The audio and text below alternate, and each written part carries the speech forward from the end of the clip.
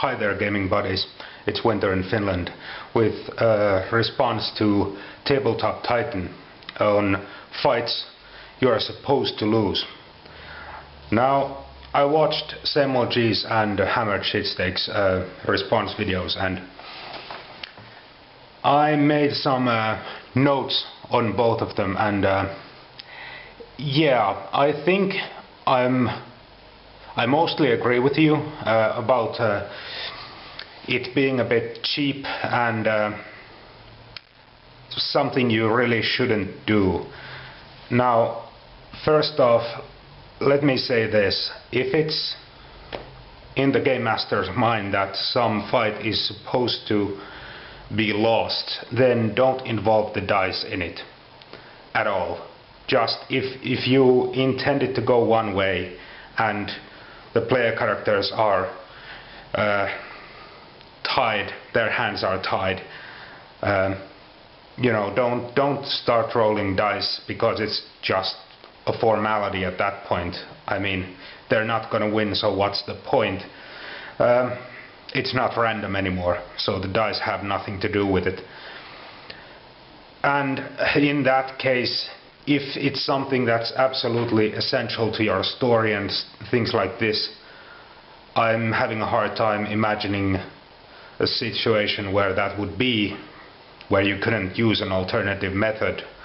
But let's say you have to do it, then don't do it as a typical game scene.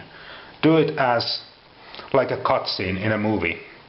Describe things and let each of the players on their own turn, like not on initiative, just go player by player on how they react, what they do, what they try to accomplish as this thing is happening. But don't roll any dice. And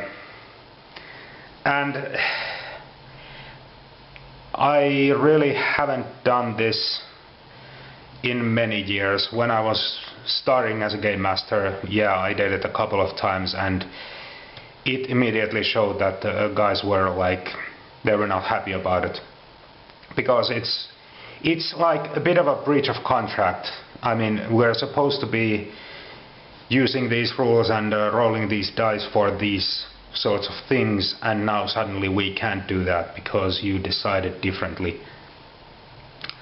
I mean, it's okay, the game master is always in charge, of course, and I disagree that they're not just the referee, they're not just there to for the rules and stuff like this. I mean, no, of course they're not God. God implies worship, things like this. Of course not.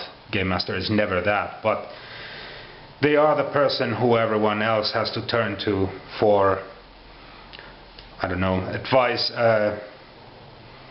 on how to interact with the gaming world, things of that nature.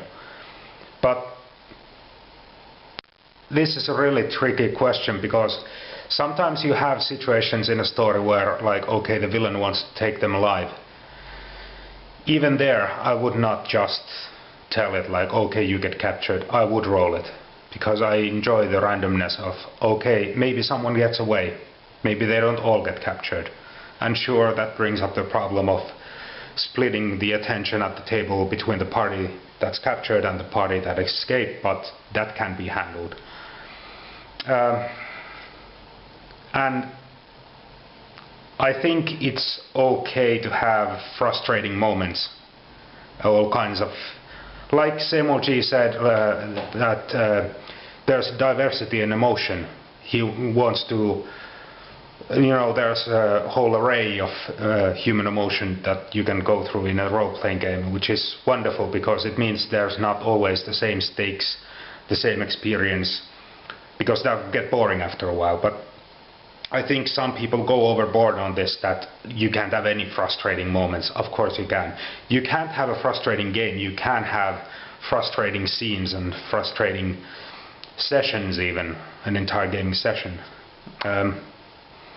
Finally, on Hammered's point on introducing villains and stuff like this, I don't do it in a combat scene ever, because it's risky and cheap, in my opinion, because the players could just, you know, kill him, because I do allow that randomness in my games, and it might be a bit cheap if he is just so incredibly overpowered that there would be no reason for him to spare them in any way.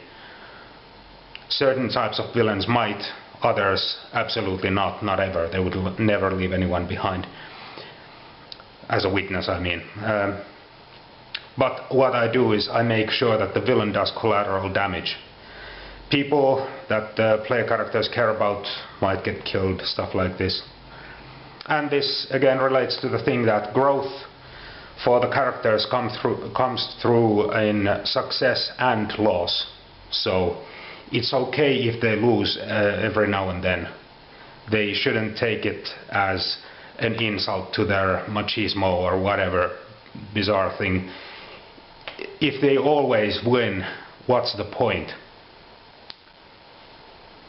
I don't know, I just think it makes for a boring story.